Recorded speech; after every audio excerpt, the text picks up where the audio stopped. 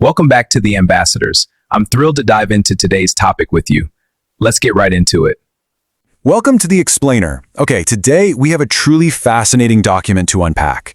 We're looking at a daily devotional from May 2026, written by Ambassador David F. Nwafulu.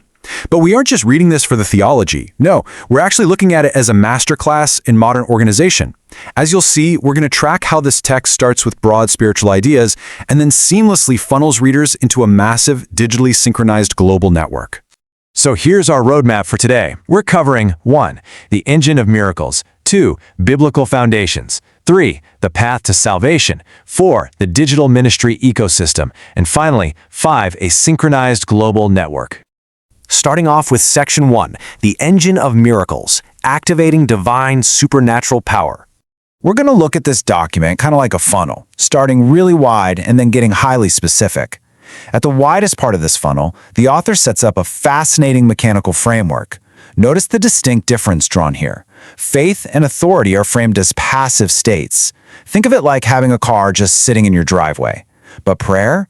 Prayer is the active engine. It's the mechanism, literally the turning of the key, that actually activates and releases that divine power. Building on that mechanical framework, the devotional lists the direct impacts of this persistent prayer.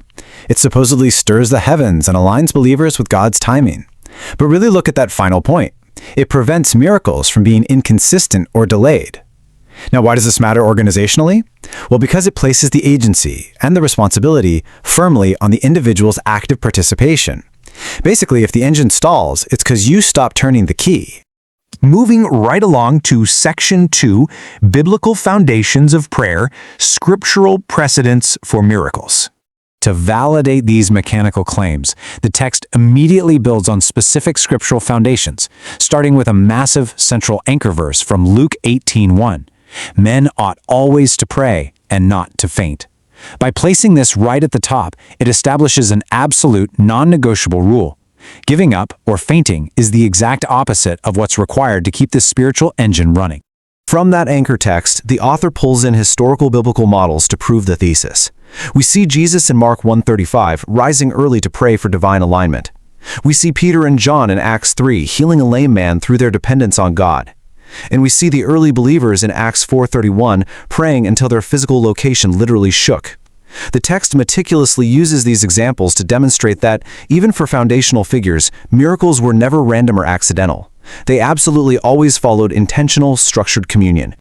That brings us to Section 3, the path to salvation, a structured call to action. Now we hit the middle of our funnel. The author distills dense theology into a highly structured, sequential prayer of salvation. Honestly, it's almost like a flawless user experience designed for the soul. Step 1, acknowledge. Step 2, believe. Step 3, confess. And step 4, follow. Every single step is meticulously cross-referenced with its biblical justification. It gives the user a prepackaged, validated script to formalize their commitment. Section 4, the digital ministry ecosystem, Operation 500 Million Souls. Okay, here's where things take a truly fascinating turn. The very moment the reader finishes that deeply personal, solitary prayer, they're greeted with a congratulatory message that instantly pivots to resource acquisition. Boom! Immediate hyperlinks to the seller platform to purchase ebooks. The spiritual conversion is instantly and seamlessly met with an e-commerce digital onboarding process. And it goes way further than just reading material. The reader is invited into a massive campaign called Operation 500 Million Souls for Christ for All Nations. Notice how they aren't just asked to, join in. They are categorized into highly functional, almost corporate roles. You can be a prayer partner, a volunteer missionary in the field, or, crucially, a kingdom investor supporting the vision financially. The devotional essentially acts as a direct, highly effective recruitment tool. To keep these new members constantly engaged, just look at this digital footprint. They don't just have a general chat. No, they have hyper-specialized groups. There's a WhatsApp group for midnight prayers, a separate one for tongues declarations at 1:30 in the morning, and even a dedicated networking group for business tycoons. They're pushing audio to Telegram, video to TikTok and YouTube. Literally, wherever the user goes online, the ministry has built a 24/7 interactive community. Finally, Section 5, a synchronized global network, logistics of the Spirit. This is where our funnel opens all the way up. At the very end of the devotional, past the theology and the digital links, we just see the number 22. And this represents the true, staggering scale of this operation. It is a prayer network actively and intentionally synchronized across 22 distinct global time zones.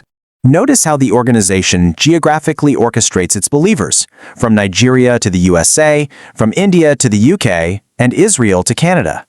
They aren't just telling people to pray whenever they feel like it, they are uniting them into highly coordinated daily hours of prayer based strictly on their specific region. It's honestly an administrative marvel. It ensures that the engine of miracles we talked about at the very beginning is literally running 24 hours a day, effectively passing the spiritual baton across the globe. As we wrap up this explainer, we're left with a fascinating question to consider. We've seen how this document moves from the deeply spiritual idea of prayer as an engine down into a personal confession of faith, and then seamlessly funnels that user into a 24/7 digital ecosystem spanning 22 global time zones. So as texts like this seamlessly fuse biblical devotion with incredibly sophisticated digital logistics, what does the future hold for global synchronized faith? How will modern ministries continue to evolve as ancient practices become entirely digitized? It is definitely something to think about. Thanks for joining me on this deep dive. Thank you for watching. Please share, like, and comment. Your host, God7, David F. Wafulu.